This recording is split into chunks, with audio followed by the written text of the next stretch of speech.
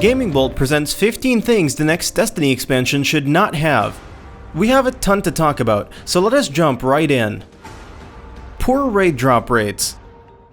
Raids are the best content that Destiny has to offer, both due to their overall fun factor and the inherent challenges. You'd think that the most challenging content would offer you the greatest rewards, but it's affected by some seriously weird drop rates that have affected the game since the vanilla launch. I know what you're thinking, but what about the smart loot concept that Bungie promised, which would give you drops based on what you've already received? Unfortunately, Bungie's Luke Smith somewhat debunked that concept, which means the raid drops still aren't as intelligent as we'd like. Near useless raid drops. Bungie has also been struggling with a more serious issue concerning its raid weapons, namely that everything after Vault of Glass has ranged from very good before the inevitable nerf to pretty useless. While King's Fall brought a decent range of new raid weapons with their own unique looks, they're still average overall even if you take into consideration the bonus damage against Taken and the ability to automatically reload when stowed away. Silence of Arn isn't all that better than the next big thing or Conspiracy Theory D, especially not in the Crucible. The only really good weapons seem to be the Scout Rifle and Pulse Rifle, and there are still far better alternatives to both. At this point, the raid seems best for obtaining gear to infuse your current equipment with. Limited range of exotic gear. The Chaperone, the First Curse, Tlaloc, Boolean Gemini, Black Spindle, Hereafter, the 3 exotic swords, Sleeper Stimulant, and so on are all pretty cool exotics. Considering Bungie caught flack for many of its previous exotic weapons in the Dark Below and House of Wolves not being quite up to snuff, it's great to see such a great variety of weapons, especially when you factor in Year 2 versions of Year 1 weapons. However, Bungie still keeps things fairly limited when it comes to the gear. At this point, most exotic gear seems to be, well, geared towards unlocking a subclass's perk for free rather than providing anything truly remarkable. The Impossible Machines unlock Landfall for the Warlock Stormcaller, Graviton Forfeit unlocks Shadestep for the Hunter's Night Stalker, and the Immolation Fists unlock Explosive Pyre for the Titan's Sunbreaker. After that, it's all fairly rote. The Stag provides an overshield on respawning, and the ability to charge your super quick if all your teammates go down, while the Taikonaut adds tracking to all rocket launchers while making the radar visible when aiming down sights. And don't get me wrong, they're not completely useless per se, but why isn't there a wider variety of exotic gear, specifically to benefit the new subclasses beyond granting a free perk? Shotgun Happy Maps. The Drifter, the interiors of Vertigo, the hallways of Memento, much of the dungeon. Despite Bungie seemingly nerfing shotguns, and they still have duck hunt levels of range, make no mistake, the rampant complaining against them continues. Of course, it's now less about nerfing shotguns and more about Bungie's general approach to map design. Many could argue that shotguns are not overpowered, and that the range pretty much fits the Crucible part of Destiny. However, there's no denying that maps tend to benefit shotgun users more than anything else. Blame the nerfing of fusion rifle range or the highly situational usage of firearms, but if you're any kind of Destiny PvP player, then you know that owning a long-range shotgun is the key to victory. And why shouldn't it be? What happened to Bungie making maps with vehicles that were actually fun? It's certainly capable of fun long-range maps, as Crossroads and Frontier have proven. Too much grinding. Yes, the amount of grinding in Destiny. The Taken King has been reduced from Year 1, but there's still an insane amount that has to be done. Obtaining exotics from difficult missions with crazy challenges that involve both Crucible and PvE, that's good, even if many have a problem with being forced into PvP. Having to complete the raid to acquire an exotic and finding nearly all of the calcified fragments along with various story missions and whatnot, also good. What's not good is replaying heroic strikes and daily heroics in order to acquire legendary marks to buy Year 2 versions of Year 1 exotics, and then leveling those from scratch. What's not good is acquiring X amount of ability kills and grinding the same mobs again and again in the process. Acquiring rare gear and weapons to infuse your preferred legendaries at least feels somewhat acceptable in its progression, as it gets harder and harder to hit light level 300 the closer you get, but there's still a hefty chunk of grinding involved. Too much farming. What's worse than grinding though? Farming. In Destiny, you need materials to upgrade your weapons. These materials are spread across various planets, and you won't find two different materials on the same planet. Did we mention you have to run around the planet, running in circles in order to find said materials? You could also just buy the materials from the Vanguard vendors, but that requires legendary marks, which aren't as easy to get as Vanguard or Crucible marks in previous expansions.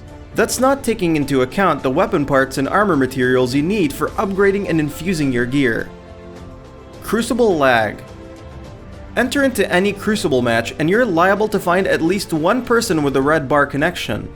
Due to Destiny's peer-to-peer connectivity instead of dedicated servers, you're essentially reliant on the connection quality of those you're matched with. It then comes down to Bungie to match you with players based on their connection quality, proximity to their location, and so on.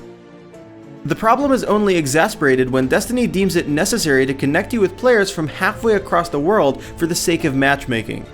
Your opponents may not be killable due to intense amounts of lag, but hey, at least they're the same skill level as you, maybe. Lag has been a constant nuisance in Destiny's PvP, and Bungie's awful matchmaking, which throws unbalanced teams together and inserts players into matches well underway, and most times on the losing team, aren't much comfort.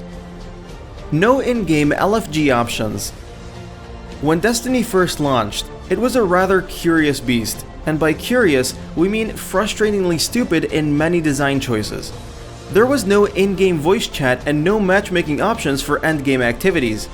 Thanks to several dedicated fans, options for finding Destiny players like Reddit's Fire Teams, Destiny LFG, and the 100.io have emerged. Still, even if people aren't a fan of matchmaking for raids and such, it was surprising that Bungie didn't even consider placing LFG options in the damn game. While some may not face issues in finding players, and services like Fire Teams are fairly reliable when it comes to its player base, it wouldn't hurt to have some kind of LFG option within the game itself. What happens when your friends aren't on? It's amazing to think that Bungie hasn't considered any of these realities up until now. The next expansion may fix that. Heck, the Taken King has a couple of matchmaking options for endgame activities, but an in-game LFG option seems way off. Rehashed Objectives in the same area. Destiny has often been criticized for copious recycling of its environments and levels for its newest content. The concern is understandable, but while the Taken King has plenty of reused levels, it hasn't necessarily faced that much criticism. Why is that? Because when you play the Dark Below or House of Wolves, you're essentially doing many of the same damn things you've done in the base game. Sure, there's a sword here, a scorch cannon there, maybe some rehashed mechanics with the disappearing platforms and oracles, but there was never anything truly unique. The Taken King offered meaningful stories and interesting objectives in the process. Going back to the Vault of Glass to shoot some oracles and kill some Fallen? Boring. Going back to discover the fate of a member of Caber's fire team while battling Taken enemies, including a Taken Templar that involved exploring the inner depth of the vault? Count me in.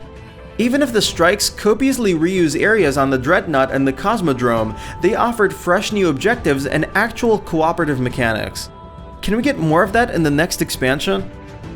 Lore not included in-game. This is one of the more damning aspects of Bungie's story development process. Lore is an essential part of just about any game with a complex story. And surprise surprise, but a lot of the lore in Destiny is superb. The problem is that it's all locked away from the game. Why isn't it included in the game itself? Why do users still have to go outside of the game onto Bungie.net or access the Destiny app on their smartphone to read them? Why not include them within the game itself? With all the renovations to the interface and quest screens, is it so impossible to dedicate a screen to lore?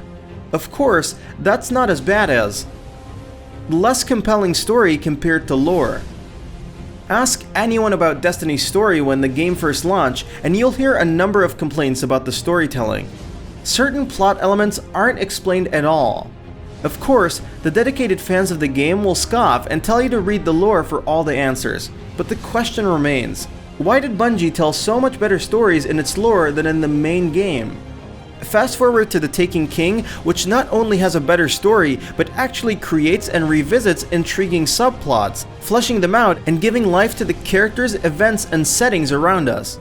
Even if there are still so many unexplained plot holes to this point, there is still some satisfaction in knowing that the Taken King had a beginning, middle, and end to it. Future expansions should take heed of this. Pathetic Nightfall Rewards. Bungie may have removed the Nightfall modifier, which kicks teams back to orbit when everyone dies, but it also nerfed any particular reason to play it. The Nightfall buff is no more, which means you don't get increased XP or rep for the week.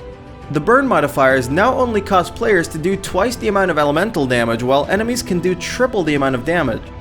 Did we mention the paltry rewards? Antiquated runes, 3 of coins, and strange coins, along with legendary weapons and gear that have lower stats than current equipment, are hardly enough incentive to undertake one of Destiny's tougher challenges. Bungie could improve the Nightfall by actually bringing back the sizable rep and experience boosts that players receive. No reason to run old content. Yes, we understand that some loot and equipment will inevitably become outdated, as is the case with most MMORPGs. But why not find some unique way to carry over Year 1 content, or even include it into the higher level playlists? It would help give a bit more variety to the Vanguard Heroic playlist beyond the same 6 strikes. Bungie could have also taken to revamping its Year 1 content to challenge higher level Year 2 players. At this point, Bungie is only offering PvP events in between each of its major expansions, but Iron Banner and Trials of Osiris can only entertain players for so long. What about those who want a compelling reason to play PvE? If Year 1 content was factored into this in an intriguing way, then there might be some interest. But most importantly, we don't want great content like King's Fall to eventually be relegated to the attic of old content when future expansions eventually release. Limited activities. As stated above, the overall range of activities in Destiny is somewhat limited at this point. PvP players will always have Trials of Osiris and Iron Banner to tide them over for a while. Then there's Mayhem Clash and Rift on mostly new maps. But what about mixing in a greater variety of Year 1 maps? The curse of limited activities could also harm Destiny's future if Bungie is simply content to recycle the same concepts over and over again. Even with much of the Year 1 content being left behind, the Taken King worked because there were plenty of new and unique things to do. Heck, even the patrol missions were spruced up with new mission types. Exhaustive nerfs and weapon changes. We get it, the last word was glitched. Thorn's 2-headshot walkaway approach was infuriating. Final round on snipers had to be nerfed. But nerfing the damage done by Gjallarhorn? Reducing hand cannons overall to a fraction of their former glory? Changing Black Hammer and Icebreaker? Reducing PvE damage of shotguns? Even if this was done to encourage different styles of play and newer weapons to rise to the occasion, it still rubs people the wrong way when you render their most powerful weapons, which they've spent hours grinding for, effectively pathetic even in the Year 1 content they've been left behind in. And while auto rifles may have risen to prominence once more, it doesn't wipe away the painful lows by way of nerfs they experienced in between.